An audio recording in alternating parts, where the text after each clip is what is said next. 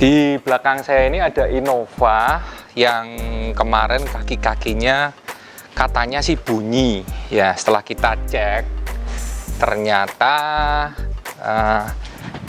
lakernya dia udah kena ya. Jadi nanti akan kita ganti.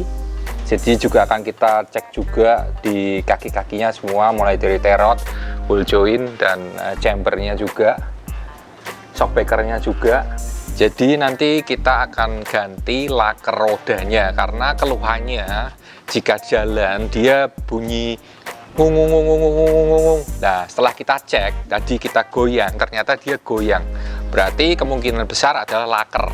Ya, jadi nanti lakernya akan kita lepas, terus akan kita ganti, dan juga untuk ball joint terotnya akan kita cek dulu apakah masih bagus. Jika masih bisa dipakai untuk rekondisi, paling akan kita press ulang. Tapi jika memang harus ganti, ya nanti akan kita ganti. Jadi mobil ya, untuk mobil-mobil tahun-tahun lama biasanya, apalagi sering jalan di jalan yang rusak, rata-rata laker roda akan cepat aus dan pastinya harus ganti. Nah, maka untuk perawatannya adalah ya kita tiap secara berkala pada waktu servis kita cek dan kita kasih paslin ya. Dan kalau bisa ya kita pilih jalan ya. Jadi jangan dikira jalan bergelombang atau mungkin jalan yang jeglong parah itu dianggap remeh, karena itu pengaruhnya banyak. Satu, ban, di ban pun akan bisa terjadi kawatnya putus dan nanti akan menggelembung ya, itu juga, atau istilahnya itu bannya beranak, ada anaknya. Jadi teman-teman, tips dari kita adalah hindari jalan yang berlubang. Seandainya memang terpaksa harus melewatinya, bisa dengan cara pelan-pelan. Oke?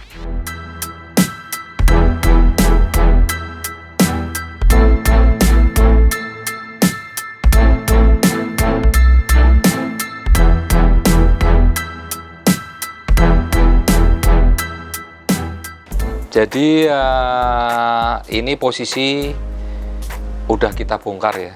Jadi setelah kita bongkar, kita juga sebelum kita ganti lakernya ya, ini lihat ya, lakernya udah kocak ya. Kocak dalam arti bukan ini jadi gini, lakernya ini nih udah kocak.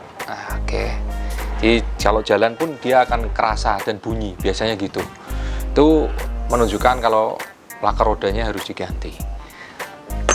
Kita bongkar, kita cek juga drum brake atau piringannya dia masih center lurus atau enggak ya. Kalau memang udah kemakan dalam juga ini harus diganti baru, tapi ini kebetulan masih lumayan bagus ya dan masih center. Dan untuk kampas remnya juga nanti sekalian dicek ya, dibersihin juga mumpung ini dibongkar semua. Terus untuk ball joint dan terot-terotnya nanti kita pakai paslin juga. Terus lakernya yang baru ini ya, lakernya yang baru kita pakai merek NSK. Jadi laker NSK ini yang asli ya, dia menurut saya sih sudah bagus. Dan ini juga nih, kalau baru nih ciri khasnya dia gini, dia nggak ada kocak sedikit pun ke kanan ke kiri, dia spellingnya tipis banget. Nah, ini baru dan nanti akan kita ganti dengan laker ini. Oke, jadi tips dari saya gini, jika teman-teman ngalamin suara-suara yang ada di roda, mungkin itu bisa terjadi dari dua sebab, dari ban atau dari kaki-kaki. Kaki-kaki itu ya dari bearing atau lakernya, atau mungkin dari per-pernya dan lain-lain sebabnya. Jadi nanti kita teliti dulu apa sih yang menyebabkan bunyi-bunyian itu, caranya gimana ya, kita test drive jalan. Oke, sekian tip dari saya. Jadi untuk mengganti laker roda ini juga nggak memerlukan waktu yang lama, dia cepat. Dan sebaiknya sih mobil tiap 10.000 km kita wajib cek kaki-kaki ya, kaki-kaki dan mungkin rem ini ya, kampas rem dan sekitar di roda ini, karena itu sangat-sangat penting.